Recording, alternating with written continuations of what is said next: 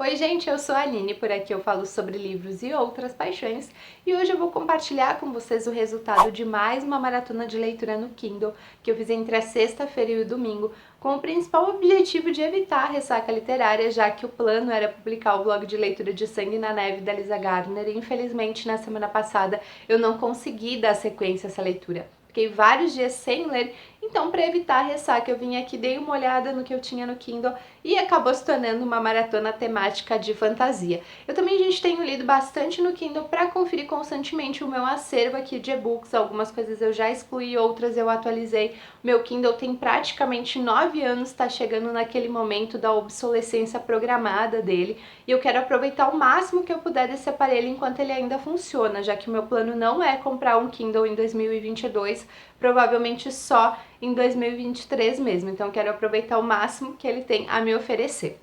E um último recado antes de começar esse vídeo é que agora o YouTube liberou a aba de membros do canal, então se tu tiver interesse em me ajudar a levar o estante da Aline para cada vez mais leitores e pessoas que gostam de garimpar em sebo e em brechó, me ajuda sendo membro aqui do canal. Eu escolhi apenas uma modalidade porque eu tô retomando as atualizações nessas últimas semanas, né, nesses últimos meses principalmente, mas quem puder me ajudar, eu acho que eu escolhi aí uma categoria que é bem acessível para quem acompanha o canal e também que aos pouquinhos eu vou conseguir juntar dinheiro para produzir novos conteúdos aqui para vocês. Então, agora sim vamos falar sobre as leituras da Maratona Kindle. Eu vou dar uma conferida aqui e vou colocar as capas na tela para vocês. Bom, essa maratona a gente começou com O Senhor do Vento, do Gabriel Requiem, que é um conto que mistura passado e presente. Tem esse garotinho que tá na casa da avó e nessa casa tem um cômodo sempre fechado. Um dia a porta desse quarto tá aberta e ele resolve entrar ali para saber o que tem de segredos nesse lugar, porque que ninguém fala sobre esse cômodo. Ele acaba descobrindo os pertences de um parente antigo, que inclusive lutou pelo Brasil na Guerra do Paraguai, e entre esses pertences está um diário, e nesse diário tem um relato de um fato sobrenatural que aconteceu na floresta durante, as viagens desse grupo de soldados e entre as batalhas também que eles tiveram durante esse período. Eu gostei bastante desse conto, principalmente porque ele utiliza esse elemento da coisa da criança, né, com um familiar aí que tem toda uma coisa mística, todo um não podemos falar sobre essa pessoa, inclusive esse garotinho nunca conheceu, né, esse familiar dele que viveu essa experiência, e no final o Gabriel Requiem também faz uma conexão no fim dessa história com um autor brasileiro. Então, no geral, para começar essa maratona de leitura foi um conto que eu gostei bastante de ter conhecido e quem sabe no futuro aí também vou ler outras coisas desse autor. Depois, gente, eu vou dizer que provavelmente a única decepção literária dessa maratona que foi O Amanhã é Agora, da Julie Cross. Essa é uma prequel, é uma introdução à série Tempest dessa autora. E Tempest é uma série que fala sobre viagem no tempo, é por isso que eu quis ler essa pré-história, né? Mas na verdade eu não gostei por dois motivos. Primeiro que eu acho que a autora enrola um pouco, ao invés de apresentar direto os personagens, ela cria ali alguns contextos que não agregam tanto para a situação, é só para dar realmente um volume à história. E o segundo ponto é que como esse é um livro que fala da transição entre o fim do ensino médio e o início da faculdade, eu achei que essa questão da viagem no tempo seria abordada mais ou menos dentro daquela ideia de jovens prodígios usando o laboratório escondido, descobrindo uma coisa super fantástica, e não é bem por aí. A viagem no tempo acontece aqui porque é praticamente uma habilidade do personagem, tipo assim, como um fato sobrenatural ou um superpoder dele. Não é muito definido como são as condições em que isso acontece, ele consegue ir com o pensamento para outros lugares, então assim, a maneira como é abordada a viagem no tempo, pelo menos nessa prequel, enfim, nessa pré-história de Tempest, não me agradou muito. Esse livro se passa um pouquinho antes do Tempest, pelo que eu li da sinopse, porque aqui os personagens estão se conhecendo e lá em Tempest eles já têm um relacionamento. Mas assim, gente, não fiquei empolgada para ler Tempest, acho que essa série nem foi concluída aqui no Brasil e por enquanto realmente não vai entrar para minha lista de leituras.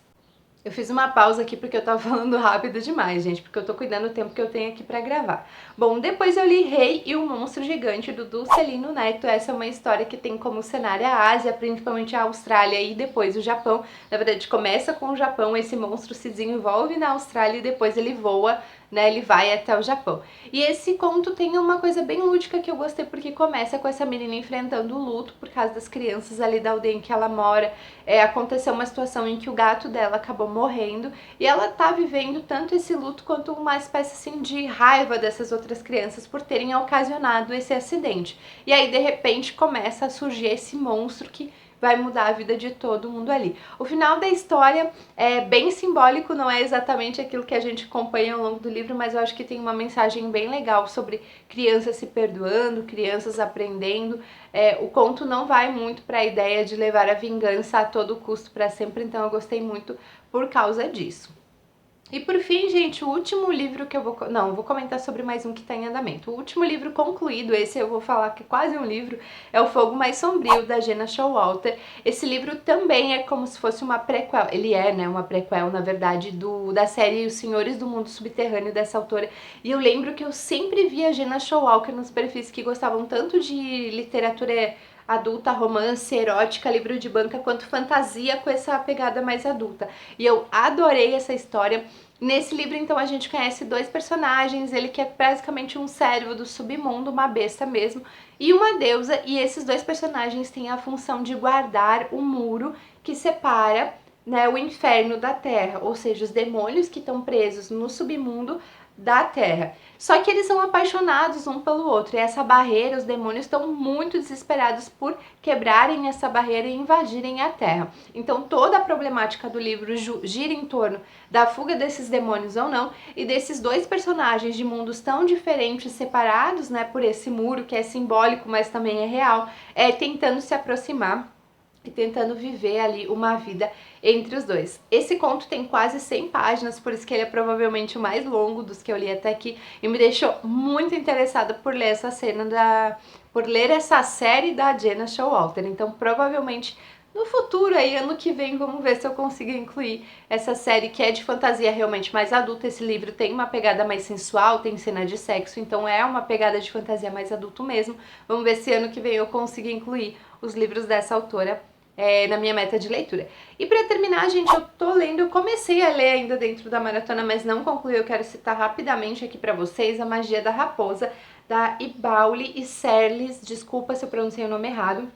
Esse é um livro infanto-juvenil que tem como personagem principal essa raposa, que é uma raposa filhote. Ela acaba se separando da família dela por uma situação ali bem grave, e ela vai em busca de encontrar os familiares dela, mas ao mesmo tempo ela passa a viver sozinha no mundo e tendo que se virar e com várias adversidades. Eu vou falar mais sobre esse livro nos próximos vlogs de leitura e provavelmente vou fazer uma recomendação sobre ele, porque é uma leitura muito interessante para, de certa forma, conscientizar as crianças de como a natureza influencia a gente e como a gente influencia a natureza quando invade cada vez mais espaços que eram dos animais.